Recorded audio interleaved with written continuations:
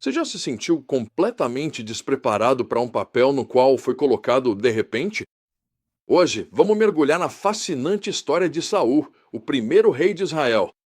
É uma história de transformação divina, liderança inesperada e o delicado equilíbrio entre a soberania de Deus e a escolha humana.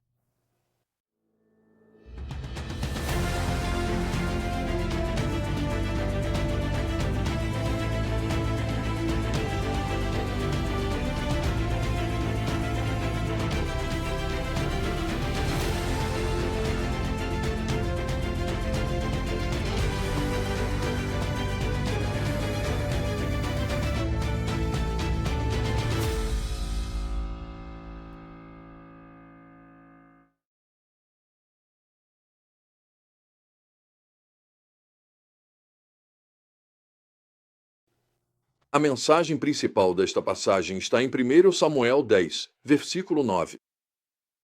Quando Saul se virou para partir, Deus mudou o coração de Saul, e todos esses sinais se cumpriram naquele dia.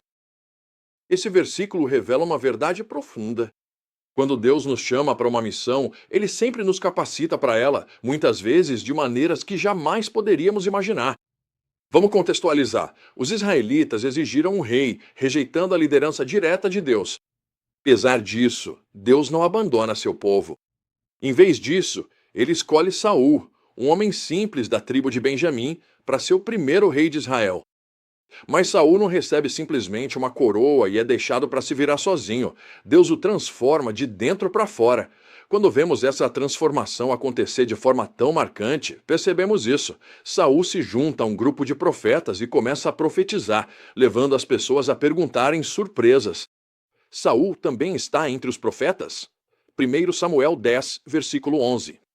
Esse dom espiritual repentino é um sinal da presença e do poder de Deus na vida de Saul.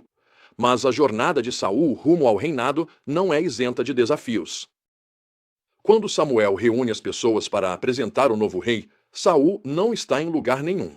A Bíblia nos diz que ele se escondeu entre os suprimentos. 1 Samuel 10, verso 22. Isso nos dá uma ideia do caráter de Saul. Ele não é ambicioso por poder nem busca os holofotes. Na verdade, ele parece relutante em assumir essa enorme responsabilidade. Mesmo depois de ser proclamado rei, Saul demonstra uma notável moderação. Quando alguns agitadores questionam sua capacidade de liderar, Saul permanece em silêncio. 1 Samuel 10, verso 27. Ele não se apressa em se defender ou afirmar sua autoridade. É como se ele estivesse esperando o momento de Deus para provar sua liderança. Esse momento chega logo. Quando os amonitas ameaçam o povo de Jabes de Gileade, vemos um outro lado de Saul. A Bíblia diz: quando Saul ouviu aquelas palavras, o Espírito de Deus veio poderosamente sobre ele, e ele se encheu de ira. 1 Samuel 11, verso 6. Essa ira justa, alimentada pelo Espírito de Deus, leva Saul a tomar uma atitude decisiva e libertar o povo. A vitória consolida a posição de Saul como rei, e o povo renova seu compromisso com ele em Gilgal. Mas Samuel, sempre o profeta fiel, não deixa esse momento passar sem lembrar ao povo e a Saul algumas verdades realmente importantes. Ele os faz lembrar da fidelidade de Deus ao longo de toda a sua história. Ele os desafia a permanecerem fiéis a Deus, dizendo: se vocês temerem o Senhor, servirem e obedecerem a Ele, e não se rebelarem contra os seus mandamentos, e se tanto vocês quanto o rei que reina sobre vocês seguirem o Senhor, seu Deus, tudo irá bem. 1 Samuel 12, verso 14.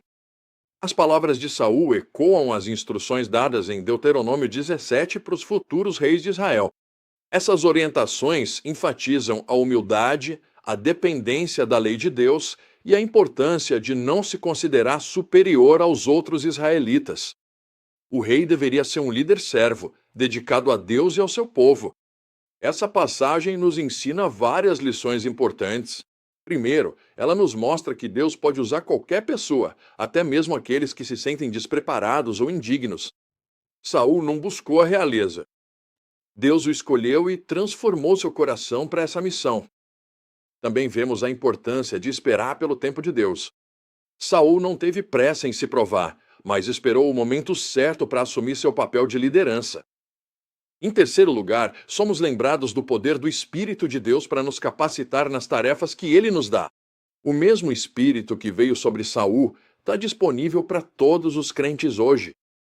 Por fim, vemos a necessidade contínua de orientação espiritual e prestação de contas, mesmo para aqueles em posições de poder. O papel de Samuel em aconselhar e desafiar tanto Saul quanto o povo reforça essa verdade. Então, como podemos aplicar essas verdades às nossas vidas hoje? Confia que, se Deus te chama para uma tarefa, Ele vai te capacitar para ela. Não deixe que sentimentos de inadequação te impeçam. Pratique a paciência e a humildade na liderança, permitindo que Deus te justifique em vez de tentar se defender. Eu vi isso acontecer na vida de um amigo muito querido. Esse homem, que tem sido meu pastor por quase 4 décadas, passou por uma grande provação. Pessoas da igreja o criticaram e questionaram sua liderança. No fim, a igreja votou para tirá-lo do cargo de pastor por uma margem muito pequena. Eu observei sua reação e passei a respeitá-lo ainda mais. Ele não tentou se defender. Ele simplesmente ficou de pé e disse: "O que mais me abençoou nesta igreja foi quando adoramos Jesus juntos. Vamos todos ficar de pé e cantar uma música de adoração e louvor." Não muito tempo depois desse episódio, ele começou em uma nova igreja, e eu faço parte dessa igreja há 40 anos. Vi nele uma verdadeira liderança espiritual. Busque o poder do Espírito de Deus em tudo o que você faz, especialmente ao enfrentar desafios.